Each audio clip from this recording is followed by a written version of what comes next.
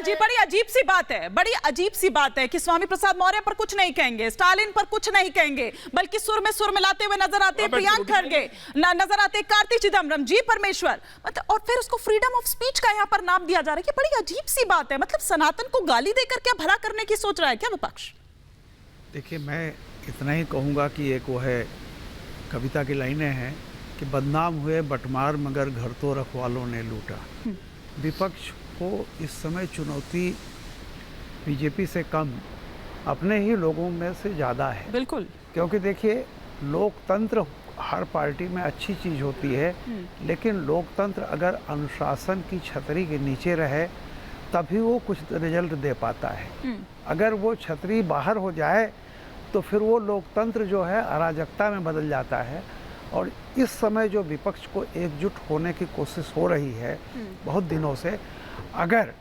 जिसको मोदी जी कई बार कहते हैं ना बयान बहादुर, ये बयान बहादुर तो बीजेपी में हैं, लेकिन मुझे लगता है अपोजिशन में कुछ ज़्यादा ही बयान बहादुर हो गए हैं जिनको इससे मतलब नहीं है। अब ये उदयगिरी जी ने जो बात कही है वो अपने पिताजी से ही पूछ लेते कि जब आप मैनिफेस्टो बना रहे थे तब उसमें ये क्यों आपने डाला कि मैं बुजुर्गों को तीर्थ यात्रा करवाऊंगा। तब तो ममता जी चंडी पाठ कर रही थी और स्टालिन जी तीर्थ स्थलों का दौरा करा रहे थे, क्योंकि तब आपको वोट लेने थे। आज आपके सुपुत्र जी कह रहे हैं कि ये तो समाप्त कर देना चाहिए। वो ईवी रामास्वामी नायकर पेरियार की राह पर चल चुके हैं, अपने पिता अपने दादाजी की राह पर चल चुके हैं, तो एक राह पकड़ लीजिए ना। देखिए, उनको जो है उनको सिर्फ तमिलनाडु की राज्य की पॉलिटिक्स से मतलब है, और उनके पिताजी जो है वो कहीं ना कहीं राष्ट्रीय राजनीति का ख्वाब देख रहे हैं, तो वो एक सॉफ्ट हिंदुत्व को तो अपनी तरफ रखते हैं, और बेटा जो है वो खाटी जिसको कहते हैं ना, उत्तर भारत में चूंकि एक पिछड़ी जातियों का बड़ा वर्चस्व रहा है, तो और वहाँ ऐसा नहीं है, वहाँ दलितों का, पिछड़े उतने नहीं हैं, वहाँ दलितों का एक बहुत बड़ा ग्रुप रहा है जो आज से डीएमके और मतलब मैं कहूँ तो पेरियार के ज़माने से ही रहा है। वो देखते हैं कि ये न चला जाए, क्योंकि उनको कहीं ना कहीं लग रहा है कि बीजेपी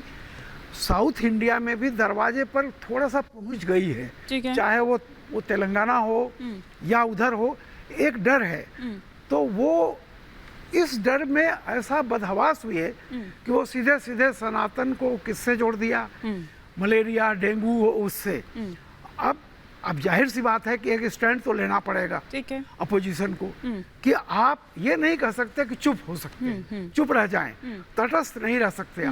आप एक मंच पर आए हैं, आपको और यही काम जो आप कह रहे हैं कि आपको एक लाइन लेनी पड़ेगी, यही काम किसी टाइम पर प्रेम कुमार जी, राजीव गांधी जी ने किया था कि एक जेब में हिंदू और एक जेब में मुसलमान, लेकिन हुआ कुछ नहीं। अगले ही पल आप देखिए कि वो चुनाव हार गए थे।